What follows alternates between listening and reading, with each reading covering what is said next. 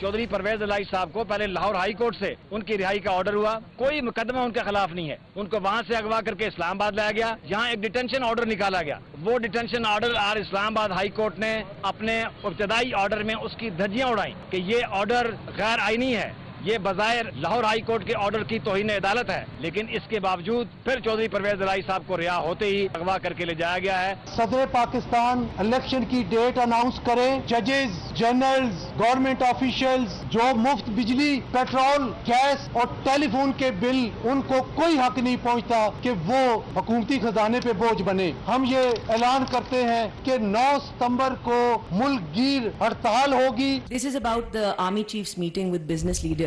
He talked about getting 25 billion from the Saudis and I believe 25 billion from the UAE as well. Is there more that you can tell us about this? And if this 25 billion figure is something you can confirm? Thank you. I do confirm. This is spread probably between 2 to 4 or 5 years. बिस्मिल्लाहिर्रहमानिर्रहीम। लाखों करोड़ों दरूद नबी अकरम सल्लल्लाहु अलैहि वसल्लम पर और उनकी आल पर। कहा जाता है कि अगर आपकी किस्मत खराब हो तो आप बस में भी बैठे हो तो वहां पे भी आके मगरमच्छ आपको लड़ जाता है, ये काट लेता है। तो चौधरी परवेज इलाही साहब के साथ शायद कुछ इसी किस्म का सलूक हो रहा है कि उन्हें पहले लाहौर हाई कोर्ट ने बाकायदा रिहा करने का हुक्म दिया और शायद तारीख में पहली मरतबा पुलिस को यह कहा गया जिसने उन्हें गिरफ्तार किया था कि आप अब दोनों डीआईजीज इनके साथ जाएंगे और पुलिस स्क्वाड में इन्हें इनके घर छोड़ के आएंगे। लेकिन जब चौधरी परवेज इलाही साहब घर के करीब पहुंचे तो इन्हें रास्ते से दोबारा गिरफ्तार कर लिया गया और उसके बाद फिर इस्लामाबाद लाया गया। अब लाहौर हाई कोर्ट के अंदर मुकदमा चल रहा है तौहीन अदालत का कि पुलिस ने बड़ी ज्यादती की और इस्लामाबाद आईजी को वहां बुलवाया गया है। फिर 2 डीआईजीज के खिलाफ भी कार्रवाई स्टार्ट हुई है और उसके साथ साथ फिर इस्लामाबाद हाई कोर्ट के अंदर इनका केस चलना शुरू हुआ कि इन्हें क्यों यहां लाया गया, क्यों गिरफ्तार किया गया और उसके साथ ही इस्लामाबाद हाई कोर्ट ने आज उन्हें रिहा करने का हुक्म दे दिया। जब उन्हें हुक्म दिया गया तो उसके बाद इस्लामाबाद पुलिस की तरफ से एक ट्वीट आई। ये ट्वीट 6:22 पर जारी की गई और इसके मुताबिक यह था कि परवेज इलाही को अदालत के हुक्म पर रवाना कर दिया गया और फिर इसी पुलिस ने इसी ट्विटर अकाउंट से 6:30 पर एक और ट्वीट दे दी कि परवेज इलाही को थाना सीटीडी ने मुकदमा 323 में दोबारा गिरफ्तार कर लिया। अब सवाल यह है कि चौधरी परवेज इलाही साहब के साथ ये हो क्या रहा है और क्या एक अदालत के अंदर अगर मुकदमा चल रहा है तौहीन अदालत का तो क्या आप दूसरी अदालत में भी तौहीन अदालत का मुकदमा चलेगा? और कहीं ऐसा तो नहीं है कि अदलिया और एस्टैब्लिशमेंट के दरमियान बाकायदा जंग का आगाज हो गया है और इस जंग का फिर जाहिर नतीजा क्या निकलेगा? बहुत बड़ा सवाल है जो हम आज के शो में डिस्कस करेंगे। और इसके साथ साथ पाकिस्तान बार कौंसिल ने आज 9 सितंबर को मुल्क गिर हड़ताल का ऐलान भी कर दिया है और साथ सदर साहब से दरख्वास्त की है कि आप फौरी तौर पे नए इलेक्शन की तारीख दे दें। अब सवाल यह है कि तारीख तो इलेक्शन कमीशन ने देनी है, सदर साहब किस कैपेसिटी में ये तारीख दे सकते हैं और ये जो मुल्क गिर हड़ताल है इसका नतीजा क्या निकलेगा? दोनों इशूज हमारे आज के शो के इशूज होंगे और सेनेटर अफनानुल्लाह खान साहब हमारे साथ तशरीफ रखते हैं, नून लीग के साथ ताल्लुक इनका। सेनेटर हुमायूं मोहम्मद साहब हमारे साथ तशरीफ रखते हैं, पीटीआई के साथ इनका ताल्लुक है और हारून रशीद साहब हमारे साथ तशरीफ रखते हैं, पाकिस्तान बार कौंसिल के वाइस चेयरमैन। हारून साहब सबसे पहले आपकी तरफ आऊंगे, फरमाइए कि चौधरी परवेज इलाही साहब के साथ जो कुछ हो रहा है इसे आप कानूनी, इखलाकी, दस्तूरी लिहाज से ठीक समझते हैं? किसी सूरत भी नहीं। जब हाई कोर्ट ने उन्हें रिलीज किया, लाहौर हाई कोर्ट ने, तो उन्हें दोबारा गिरफ्तार उसी सूरत में किया जा सकता था जब उनके खिलाफ कोई रजिस्टर्ड केस हो या वो किसी केस में गिरफ्तार न हुए हों। तो अगर ऐसी बात नहीं है तो एक 3 MP हो तो एक बहाना ही है। तो उनको अरेस्ट जब किया गया, इसको हमने कंडेम भी किया था, हमने प्रेस रिलीज भी इशू की थी कि उनको जो गिरफ्तार किया गया है वो गैर कानूनी। तो करना क्या चाहिए? उनको रिहा कर देना चाहिए? नहीं, अगर वो केस में नहीं है तो नहीं, सीटीडी का है ना उनके खिलाफ मुकदमा है ना सर। अब तो बाकायदा मुकदमा नंबर दिया गया है 23/3। तो वो अगर केस, मैंने पहले भी कहा था कि अगर केस कोई रजिस्टर्ड है तो फिर तो पुलिस के पास इख्तियार है कि वो गिरफ्तार करे। अच्छा, वैसे आपको फील नहीं होता कि रियासत और अदलिया के दरमियान कोई जंग चल रही है इस वक्त?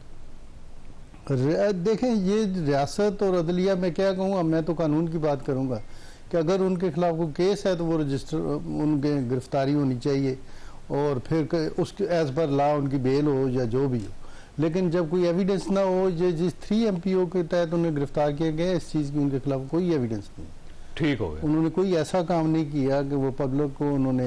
लेकिन ये फैसला तो अदालत ने करना है ना सर। जब आप हमेशा अदालत में पेश होते हैं तो आप यही कहते हैं कि अदालत ने फैसला करना है कि वाकई मुलजम ने कोई गुनाह किया है, जुर्म किया या नहीं किया। तो ये आज अदालत ने फैसला किया। ठीक, हाई कोर्ट ने भी किया है, इस्लामाबाद हाई कोर्ट ने भी और लाहौर हाई कोर्ट ने भी। जब 3 MPO की कोई एविडेंस नहीं है, उन्होंने किसी को इश्तिहार नहीं दिया या किसी तो फिर ये इस पे अमल क्यों नहीं हो रहा सर फैसलों पे? अमल दरामद तो फिर अब अदारों का काम है, यानी गवर्नमेंट से पूछना चाहिए, गवर्नमेंट से भी और अदलिया भी जो कर रही है ठीक। लेकिन अब अदलिया का देखें ना सर, देखें लाहौर हाई कोर्ट के जज साहब थे, उन्होंने आज की तारीख दी थी और साथ ही उनका तबादला हो गया, तबादला उनका मुल्तान बेंच में कर दिया गया। और उसी अदलिया ने, ज़ाहिर सीनियर अदलिया ने फैसला किया ना, चीफ जस्टिस साहब ने फैसला किया अपने जज के बारे में, तो इसका मतलब है अदलिया के अंदर भी फिर वो जो जज साहब है ये इस हद तक तो ठीक है कि उन्हें 3 MPO में उन्होंने रिलीज किया, लेकिन ऐसा ऑर्डर जो जज साहब के भी मेरे ख्याल में इख्तियार में नहीं है कि जो केस रजिस्टर होने वाले हैं उनमें भी गिरफ्तार न किया जाए और किसी केस में गिरफ्तार न किया जाए, और बाकी जो लोग वैसे जेलों में हैं इतने अरसे से, जब उनकी बेलें होती हैं तो उन्हें पुलिस वाले घर छोड़ के आते या अदरवाइज भी लोगों को गैर कानूनी तौर पर अरेस्ट किया जाता है। तो क्या अदालत ऑर्डर करती है कि जाके SSP, DIG और SP, तो इसका मतलब इस साइड से भी क्रीज से बाहर जाया जा रहा है और इस साइड से भी क्रीज से बाहर निकला जा रहा है। कानून को एक अपनी लाइन में जाना चाहिए, जो जिसका इख्तियार है उस जो लोगों के साथ जनरली ट्रीट किया जाता है कानून के मुताबिक उसी तरह ट्रीटमेंट होनी चाहिए। अब देखिए ईमान मिजारी साहबान है, उनके साथ ज्यादती हो रही, पहली बात तो ये कि उनके साथ वाकई ज्यादती हो रही है कि खातून को इस तरह बार बार अदालतों में लेके जाना, फिर उनको जेलों में लेके जाना ज्यादती। लेकिन उनके लिए अदालत ने फैसला ये किया है कि अब अगर पुलिस ने गिरफ्तार भी करना हो तो पहले उन्होंने अदालत जाना है और अदालत से पूछना है, फिर उनको गिरफ्तार करना है। तो इस किस्म की नजीर मिलती है कभी वैसे इससे पहले? वो असल में एक खातून है, प्रीवियस हिस्ट्री उसकी कोई नहीं है ऐसी कि उसने इस तरह के ऑफेंसेस किए हों। पहली दफा हुआ है उन्होंने एक ही ऑफेंस किया है कि पब्लिकली उन्होंने कुछ रिमार्क्स दिए हैं जिसमें उन्हें गिरफ्तार किया गया, अदरवाइज उनके खिलाफ बाकी केसेस में मैं नहीं समझता कि कोई। ठीक हो। अफनान साहब ऐसे देखें, आपके साथ, आप लोगों के साथ बड़ी ज्यादती होती रही माजी में और आप हमेशा कहते रहे कि अदलिया बड़ी ज्यादती कर रही है, गवर्नमेंट बड़ी ज्यादती कर रही है, रियासत बड़ी ज्यादती कर रही है। आज आपके मुखालफिन के साथ वही सलूक हो रहा है, आज आप इतने खुश क्यों? आपको चाहिए कि आप उनकी साइड लें ताकि कम से कम दूसरों के साथ वो ज्यादती नहीं होनी चाहिए जो आपके साथ हुई थी। जी बिस्मिल्लाह रहमान रहीम।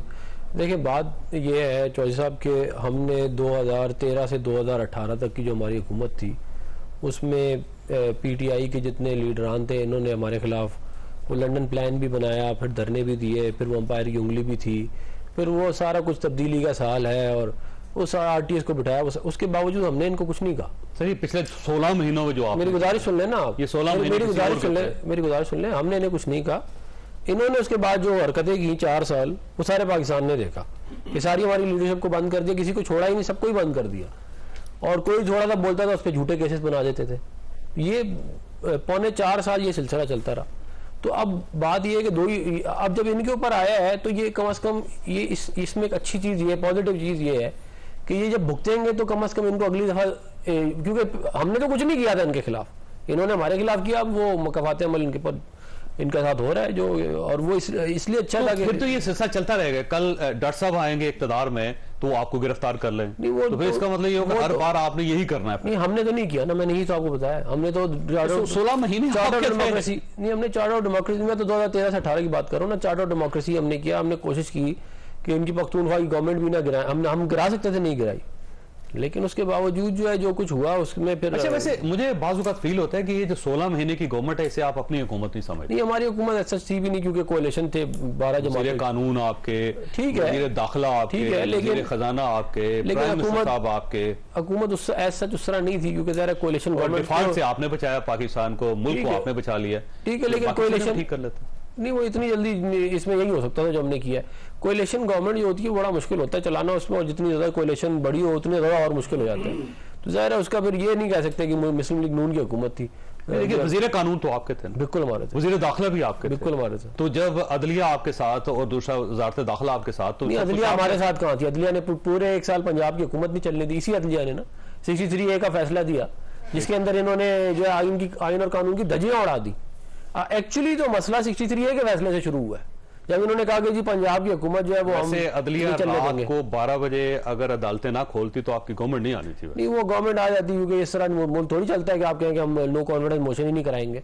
इस तरह थोड़ी दुनिया में मुल्क चलते हैं। वो अदालत की वजह से आपकी गवर्नमेंट बनी थी बस? नहीं, हमारी कोई अदालत की वजह से नहीं बनी थी, वो नो कॉन्फिडेंस मोशन थी, वो उसको कर ही नहीं, टेक अप ही नहीं कर रहे थे, तो यही होना था एंड में जो हुआ था। उसके बाद जब आपकी गवर्नमेंट बनी ना, पूरा हफ्ता आप लोगों ने अदलिया की तारीफ की थी कि वाह जबरदस्त क्या फैसला है। वो नो कॉन्फिडेंस मोशन वाला फैसला जो है वो कानूनी तौर पे और आईनी तौर पे ठीक था। हम ये नहीं कह रहे कि हमें फेवर दें, ये फेवरों का चक्कर नहीं है। आप आईन और कानून पे रह के फैसले करें। मसला हमारे मुल्क में ये है कि हमारे मुल्क में अदलिया जो है वो फैसले आईन और कानून के मुताबिक करती नहीं है। वो तो ये देखते हैं कि जी सियासी तौर पे कि इमरान खान को क्या फायदा हो रहा है, उसके हिसाब से हमने चलना है, इस तरह चलेगा। अच्छा, एक बड़ी दिलचस्प सूरत हाल है कि इनकी भी रिजर्वेशन है अदलिया पे, आपकी भी है। आपको भी अपनी मर्जी की अदलिया चाहिए, इनको भी अपनी मर्जी की अदलिया चाहिए, तो कौन सी ऐसी अदलिया लेके जिसपे दोनों का इत्तेफाक हो? बिस्मिल्लाह साहब, इस तरह है कि हमारा देखिए, अगर आप हमारी हिस्ट्री देखें, हम लोगों ने कभी अदलिया के हम फैसलों से एग्री करे ना करे वो हमारा राइट है। आप अगर वो मेरे खिलाफ देता है, मैं ये समझता हूँ मैं सही हूँ, वो अपनी जगह है। हमने कभी अदलिया को डायरेक्ट कन्फ्रंट नहीं किया। सर किया है ना सर? हमने नहीं किया कन्फ्रंट। जज नहीं थे। एक मिनट है, उसमें देखिए, हम लोगों ने एज अ पार्टी हम लोगों ने उसको कोई वो चीज नहीं की ना, हमने उसके सामने जाके कुछ किया। वो क्या है, अवाम अगर कुछ करती है उसमें हमारा कोई वो नहीं है। देखिए हर एक इंसान के बोला, लेकिन हम लोगों ने एज अ पॉलिटिकल पार्टी जैसे राना सनाउल्लाह जैसे मरियम नवाज, ये जाके सुप्रीम कोर्ट के सामने खड़े होकर उन्होंने एक एक जज का नाम लेते हुए उन्होंने उनकी बातें की है। इस तरह हमने कभी नहीं किया। जिस तरीके से अदलिया के ऊपर जिस तरह आज भी कंप्लेंट चल रही है, जिस तरह अदलिया के ऊपर काजी फाइज साहब के खिलाफ रेफरेंस दायर किया था। देखिए वो रेफरेंस दायर करने का एक सही तरीका था, लेकिन हैविंग सेड दैट थिंग, उसमें माफी मांगी सर, प्रेसिडेंट ने माफी मांगी, प्राइम मिनिस्टर ने मांगी, कानून ने मांगी, माफी मांगी, अच्छी बात है, बड़कपन है, गलती की, माफी मांग ली। नहीं, जब आपको पता चला कि वो बहाल हो गए, उसके बाद मांगी आपने। जो भी है ना, जो भी है, जिस वक्त मर्जी पता चला ना, अच्छी बात है, माफी मांगी। बास लोगों ने तो माफिया भी नहीं मांगी, उन लोगों ने तो ब्रीफ केसों का काम करके फिर कभी नहीं माफी मांगी, जजों को खरीदते हुए कभी माफी नहीं मांगी, उन लोगों ने सुप्रीम कोर्ट के ऊपर अटैक करके कभी माफी नहीं मांगी। किसी ने माफी मांगी? नहीं मांगी। देखिए बात ये हो जाती है, अभी आप बात कर रहे थे वो खातून की कि भाई उनके साथ हुआ है। देखिए मुझे सर बताएंगे, हारून साहब बताएंगे कि वो एक मेरे ख्याल में वो है CRCP का 1471 या कौन सा उसका 147 उसका 1 है जो औरतों के लिहाज से होता है, कि अगर उन्होंने कत्ल भी किया हो और वो 90 दिन से ज्यादा उन्होंने गुजार लिया है, तो हिरासत में नहीं रखा, तो हिरासत में नहीं रखा जा सकता। बिल्कुल ठीक। पुलिस यहाँ पे कितनी औरतें हैं 75 साल, ऑलमोस्ट टचिंग 80, उनको भी हरासमेंट रखा हुआ है। सर मसला यही है, देखिए बात यही है कि जो इंसाफ आप शीरीन मजारी साहबा को दे रहे हैं, आप ईमान मजारी साहबा को दे रहे हैं, वो पाकिस्तान की हर औरत को मिलना चाहिए। बिल्कुल मिलना चाहिए। देखिए मैं आपको एक बात, तो पाकिस्तान का मेरा जो मेन मसला है ना, मेरा मसला ये है कि मैं ये समझता हूं कि पाकिस्तान की जो जुडिशरी है या जुडिशियल सिस्टम है, उसमें अनफॉर्चुनेटली हमारे लॉयर्स भी आते हैं और उसमें हमारे जजेस भी आते हैं। यहाँ पे सिस्टम ये है कि मैं अपने मकसद के लिए, अगर मैं लॉयर हूं ना, मैं अपने मकसद के लिए अननेसेसरी डिले करता रहूंगा। हमने ये भी देखा है कि जो सीनियर जज है, सीनियर वकील है, वो बैठा हुआ है, जब जूनियर वकील नहीं आया तो उसने कहा कि जी मुझे आप डिले कर दे, मेरा जूनियर वकील नहीं आया। और हमने ये भी देखा है कि जजेस ने, जहां पे आपको एक हफ्ते या एक महीने में केस या 3 महीने में केस का आ जाना चाहिए था, वो 30 साल चलता रहा है।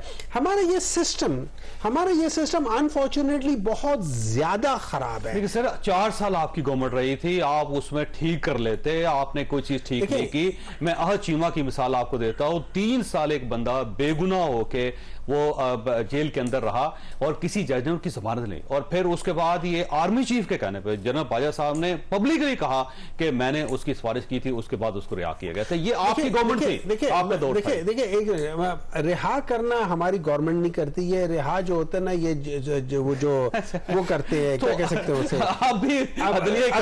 अगर अदलिया। देखिए मैं यही बात कर रहा हूं, मसला हमारा जो है ना, सबसे पहले तो ये है कि मैं ये पूछूंगा, मैं सवाल उठाऊंगा कि अदलिया को चाहिए इन चीजों को देखें। नंबर 2, मैं सवाल उठाऊंगा कि एक इंस्टीट्यूशंस की बेस पे उनके कहने पे किसी को छोड़ देना या उनके कहने पे किसी को अंदर कर लेना, क्या ये भी सही वैसे ये चीजें ठीक होनी चाहिए? मैंने ब्रेक ले लिया। हमने अगर हमने इस मुल्क को आगे बढ़ाना है ना, आज के बाद पीछे जो हुआ है, गलत हुआ है, सही हुआ है, उसको छोड़ दे, आज के बाद बढ़ाना है तो हमने रूल ऑफ लॉ हर एक के ऊपर लेकर आना है। और रूल ऑफ लॉ के लिए सबसे इंपॉर्टेंट चीज है कि हमें जुडिशियल रिफॉर्म्स चाहिए। जुडिशियल रिफॉर्म्स जब तक नहीं आएंगे सही मानों में, उस वक्त नहीं करेगा। सवाल डॉक्टर साहब फिर वही है कि अगर चौधरी परवेज इलाही साहब रिहा हो जाते हैं, अगर इमरान खान साहब रिहा हो जाते हैं, अगर शाह महमूद कुरैशी साहब रिहा हो जाते हैं, तो फिर रूल ऑफ लॉ की मुल्क को जरूरत नहीं। छोटी सी ब्रेक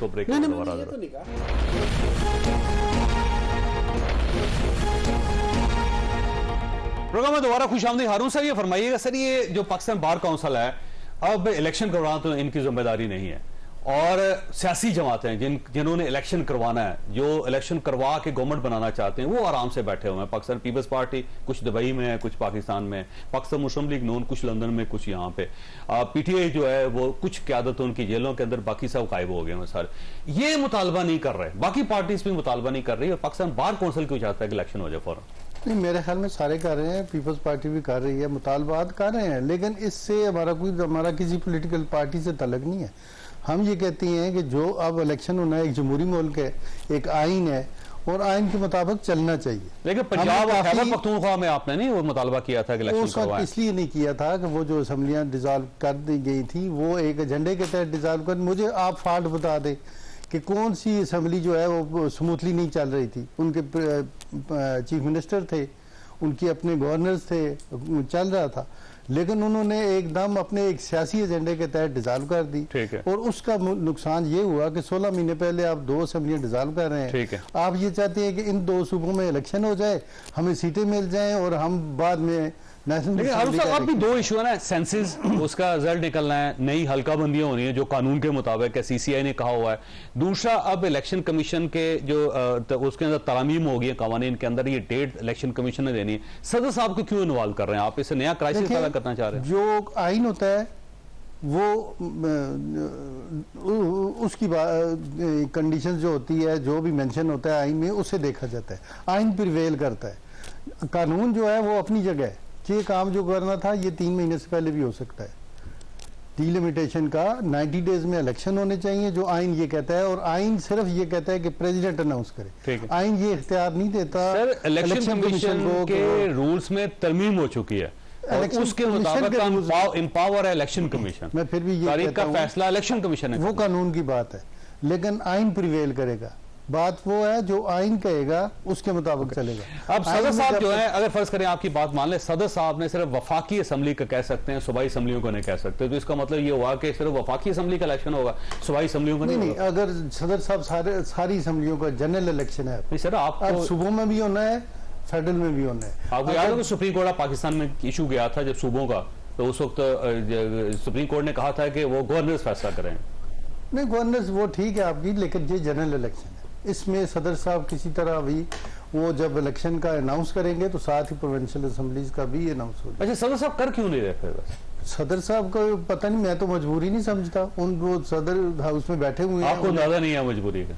जी, ये अपनी अपनी होती है। अच्छा। तो उन्हें चाहिए कि वो 90 इलेक्शन की डेट अनाउंस करें, ये प्रेसिडेंट का काम है। वैसे सदर साहब अपना सामान पैक कर रहे थे और अब उन्होंने सामान खोलना शुरू कर दिया, याद रखिए, मैं आपको ये भी बता रहा हूँ। अब सामान खुल रहा है उनका वहां पे, अगले 7-8 महीने में हैं वो सदर। जी, सदर तो कॉन्स्टिट्यूशन कहता है कि जब तक नए सदर नहीं आते तब तक वो उस पोस्ट पे रहेंगे। ठीक है। अच्छा डॉक्टर साहब आपकी तरफ आता हूँ, देखें वो बाहर जा रहे हैं, निकल रही है पाकिस्तान बार काउंसिल, और वो चाहते हैं कि इलेक्शन हो, तो आप उनको ज्वाइन क्यों नहीं करते सर, मिलें इनके साथ? देखिए, मैं आपको एक बात बताता हूँ, आपको किसने कहा है कि पाकिस्तान तहरीक इंसाफ इलेक्शंस के लिए नहीं? अब एक्चुअली सबसे पहले आवाज अगर आप देखा जाए तो हम तो शुरू से ही इलेक्शंस की बात कर रहे हैं, और बाकी जैसे हारून साहब ने बात की, मैं एक्चुअली उसको मैं अपनी नजर में कैसे कर सकता हूँ। देखिए, अगर आप कहते हैं कि वो रूल्स के तहत इलेक्शन कमीशन अनाउंस करेगा, इलेक्शन कमीशन जरूर अनाउंस करे, लेकिन उसने डेट 90 दिन के अंदर की देनी है इलेक्शन की, वो 90 दिन से बाहर के इलेक्शन की डेट नहीं दे सकता। उसके पास इख्तियार है अनाउंस करने का, लेकिन उसके पास ये इख्तियार नहीं है कि वो 90 दिन से कर दिया हुआ है। अगर उसने इनकार किया हुआ है तो ये उसने कॉन्स्टिट्यूशन की खिलाफ वर्जी की है। ये बिल्कुल उसी तरीके से कॉन्स्टिट्यूशन की खिलाफ वर्जी हुई है जैसे मार्च में आपकी फेडरल गवर्नमेंट ने आर्टिकल 224 की मुखालफत करते हुए उन्होंने आइन को पामाल किया था। इसी तरीके से उस वक्त के इलेक्शन कमीशन ने भी उनको वो किया था। इसी तरीके से उस वक्त के खास तौर पे जो फाइनेंस मिनिस्टर है, जो इंटीरियर मिनिस्टर है, ये दो, और उसके अलावा पूरा कैबिनेट, एक्चुअली इन सारों ने आइन को टोटली पामाल किया था। अगर ये उस वक्त आर्टिकल 224(2) के लिहाज से हो जाते हैं। रही बात, मैं आपको एक बात बताता हूं, वैसे आप हिस्ट्री पढ़े, आप इनके साथ हम तो बिल्कुल समझते हैं कि इनके साथ होना चाहिए। कौन आएगा सर? मसला ये है कि आपकी सारी क़यादत अंदर है। देखिए, हमारी सारी क़यादत अंदर है, पूरी कौम तो बाहर है। ठीक है, हमारी क़यादत आपको पता है, नहीं होगी। आप ये देख रहे हो, आप देख रहे हो कि ये क्या हो रहा है, आप ये देख रहे हो कि क्या हो रहा है। वहां से निकलते हैं उधर से अंदर कर दे, वहां से निकलते हैं उधर से, कोई झंडा लेकर करे उसको अंदर कर देते। ये तो इन गवर्नमेंट वालों ने,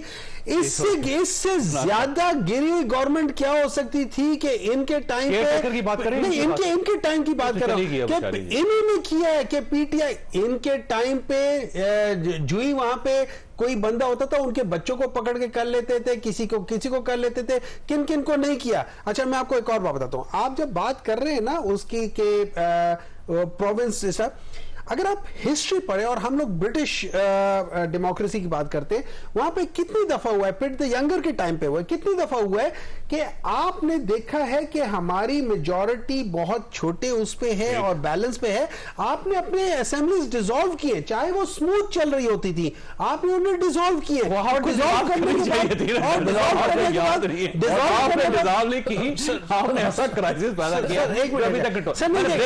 हमने डिसॉल्व की थी, क्राइसिस पैदा हुई है जब आर्टिकल 224 की पामाली हुई है, उसके बाद क्राइसिस पैदा हुई है, वरना क्राइसिस ना होती। आप तो डिसॉल्व कर देते पहले ही सर, आपको जब 8 मार्च कर देते जब कहा था। वैसे मैं ब्रेक लेनी है, फराज साहब आपकी तरफ आ रहा हूं। सवाल बड़ा सादा है कि देखें, अब वोकला बाहर निकल रहे हैं, और पहले जब वोकला ने एक तहरीक चलाई थी तो मियां नवाज शरीफ साहब उनके साथ साथ थे, पाकिस्तान पीपल्स पार्टी भी साथ साथ थी। अब मेरा ख्याल दोबारा वो वक्त आ गया है कि आपको वकीलों का साथ देना पड़ेगा। क्यों नहीं दे रहे? छोटी सी ब्रेक को, ब्रेक के बाद दोबारा दे रहे।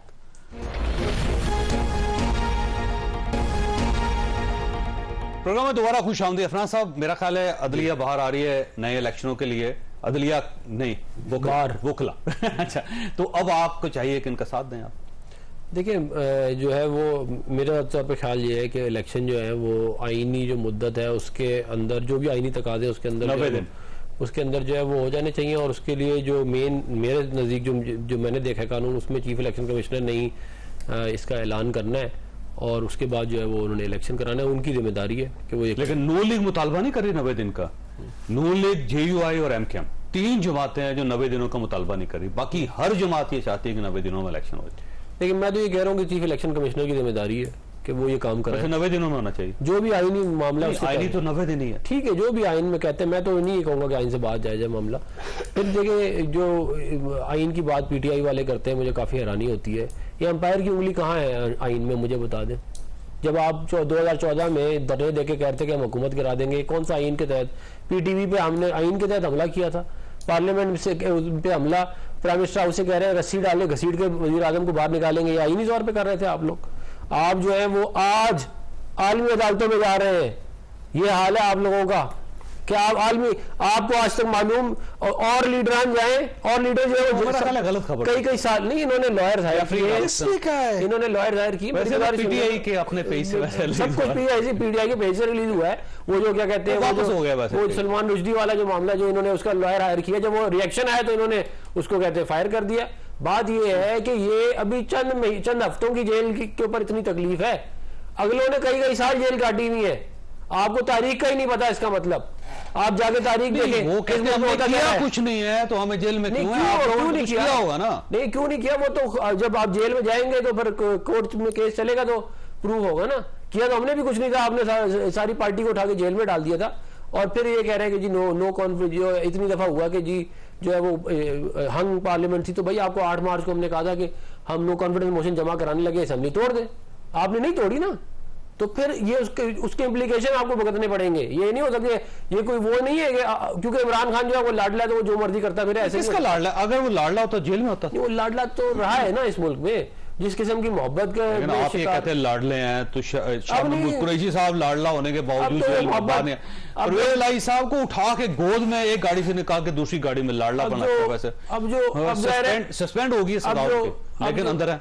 अब ज़ाहिर मामला मुख्तलिफ हो गया, लेकिन कुछ अर्सा पहले तक तो यही लाडला बदल गया। तो अब तो ना आप लाडला कहे ना उनको, अब तो मजलूम है। लाडले बहुत लंबा अर्सा रहे, 15 साल रहे उसके चक्कर इस मुल्क के अंदर। आप यकीन करें इमरान खान का जब से आया मामला, इस मुल्क के अंदर जो है वो स्टेबिलिटी नहीं आई। आप मुझे बताएं ना, हर वक्त धरने, अब मैं वज़ीर आज़म हूं तो ठीक है, वरना कोई और होगा तो मैं धरने दूंगा। ये क्या लॉजिक है?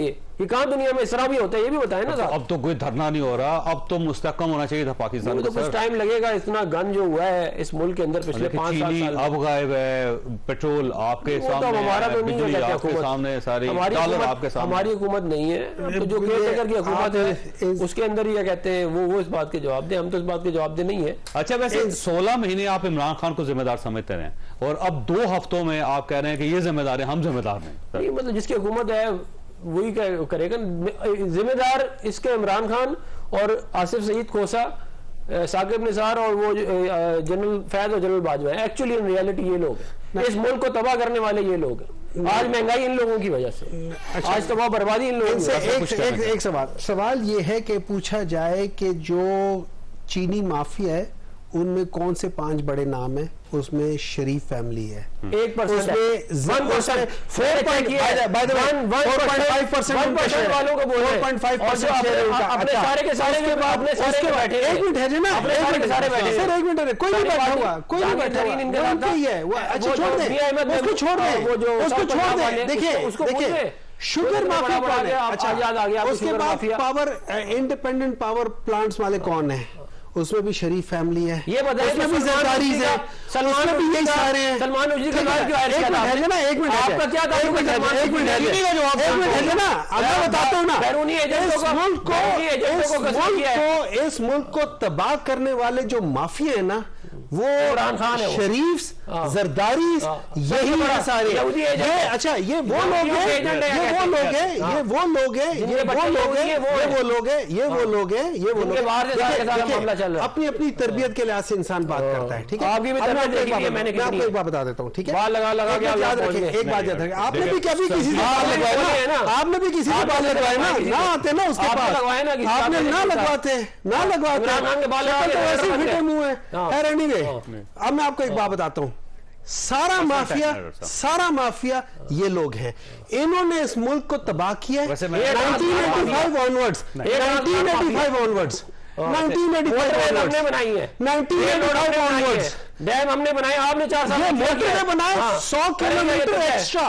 जो एक्चुअल प्लान था उसमें 100 किलोमीटर एक्स्ट्रा।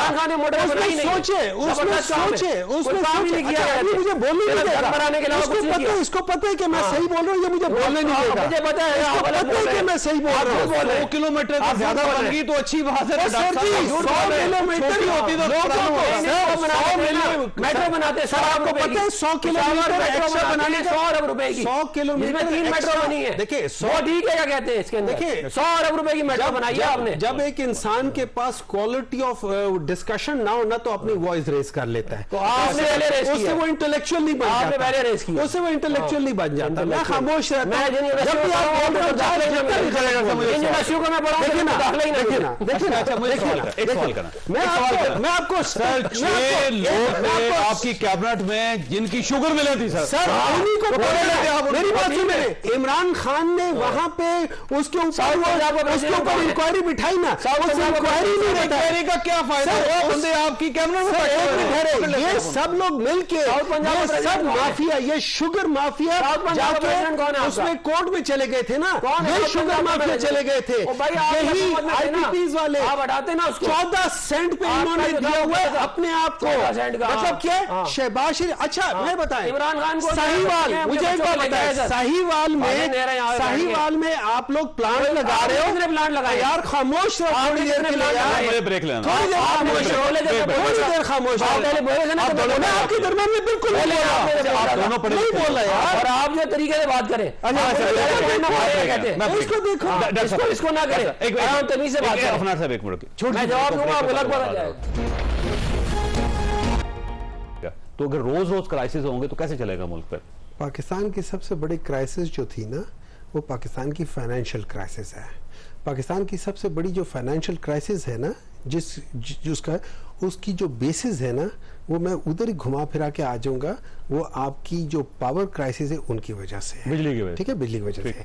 मुझे समझ नहीं आती कि 1320 मेगावाट की जो साहिवाल पावर प्लांट बना है, जो कोयले का बना हुआ है, वो साहिवाल में है, ठीक है, कराची में अनलोड होता है, वहां से आता है इधर और फिर इस जगह होता है।